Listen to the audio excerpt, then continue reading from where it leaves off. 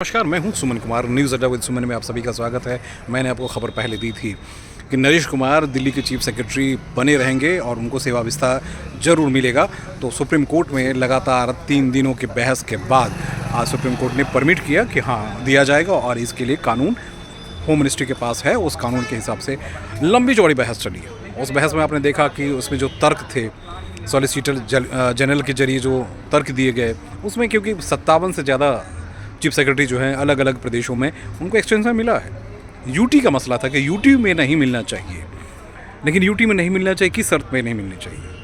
तो वो लंबी चौड़ी बहस चली। अभिषेक मनु सिंघवी आम आदमी पार्टी की तरफ से लॉयर थे, उन्होंने अपनी दलीलें पेश की, उन्होंने बहुत सारी बातें कही, लेकिन आखिरकार हुआ क्या?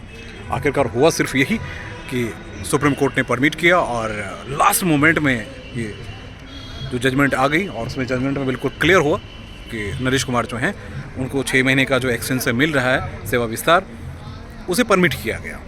अब कहिएगा कि भाई इससे आम आदमी पार्टी को क्या परेशानी है? आम आदमी पार्टी को परेशानी है, इस पार्टी को या पार्टी के नेता को यहाँ तक लाने में, सड़क तक लाने में, जिस सड़क पे थे उसी सड़क पे लाने में नरेश कुमार जी की जांच की जो बड़ी कार्रवाइयाँ हैं वो बहुत महत्वपूर्ण है।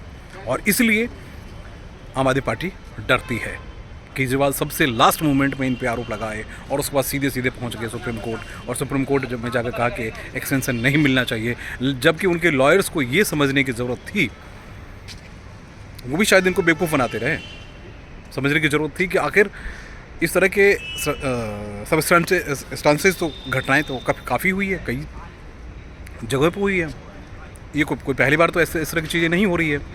तो जो नहीं होने वाला था वो भी हो गया और नरेश कुमार जी चीफ सेक्रेटरी बने रहेंगे। 6 महीने का एक्सटेंशन उनको मिल गया।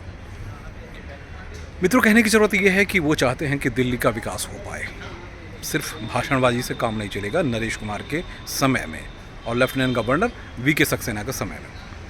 तो इसलिए अभी आज का जो डिसीजन है वो डिसीजन बताने के लिए काफ़ी है कि सिर्फ हवाबाजी से काम नहीं चलेगी, काम तो करना ही पड़ेगा। और जब तक नरेश कुमार हैं, यानी 6 महीने का ही एक्सटेंशन मिला है, तो आम आदमी पार्टी के सभी वो नेता अपने आप को या तो सुधार लें या सुधर जाएं। जो अभी तक लूट पाट करने में लगे हुए थे, मचाने में लगे हुए थे, तो अब लूट पाट मचाना बंद करें, क्योंकि उनके 3 बड़े नेता, 4 बड़े नेता जो हैं वो जज के जांच के दायरे में हैं। मुख्यमंत्री खुद ही जांच के दायरे में हैं। उसके बाद इनके जो दूसरे मंत्री सौरभ भारद्वाज वो भी जांच के दायरे में हैं। कैलाश गहलोत तो वो भी जांच के दायरे में हैं। कोई भी मंत्री ऐसा बचा नहीं है जिन्होंने, और अरविंद केजरीवाल ही हैं जिन्होंने कहा था कि सिर्फ आरोप लगाइए, मैं रिजाइन करके खड़ा हो जाऊंगा। और वो अब भटक रहे हैं, दर दर भटक रहे हैं कि भैया मुझे मुख्यमंत्री बने रहना है, जनता में जा रहे हैं विश्वास पैदा करने। तो पॉलिटिक्स ऐसी चीज़ है ना, तो सत्ता सुख है ना सर, वो इंद्र वाली जो सुख फिलहाल केजरीवाल साहब ले रहे हैं। तो केजरीवाल साहब को बड़ा झटका लग गया है। नरेश कुमार ऐसे ही 6 महीने और रहेंगे चीफ सेक्रेटरी बनकर। तो अगर काम दिल्ली में करवानी है तो बात तो इनकी माननी पड़ेगी, लेफ्टिनेंट गवर्नर वी.के. सक्सेना की भी बात माननी पड़ेगी, क्योंकि इस तरह के जो यूटी में जो भी काम होते हैं उसमें एमएचए की दखल रहती है। और पूरी बहस में हमने देखा कि सिर्फ और सिर्फ यही सारी बातें निकल कर आई कि नहीं, आपको ये मानना पड़ेगा, आपको ऐसे बातें माननी पड़ेगी। लास्ट में चीफ जस्टिस ने माना कि हाँ, इसमें हम दखल अंदाजी नहीं कर सकते हैं और ऐसा होना चाहिए। तो मेरा सिर्फ ये कहना है कि चीफ सेक्रेटरी नरेश कुमार बने रहेंगे, उनकी टीम भी बनी रहेगी। इसलिए आने वाला दिन जो है केजरीवाल के लिए बहुत अच्छा नहीं होगा। नमस्कार।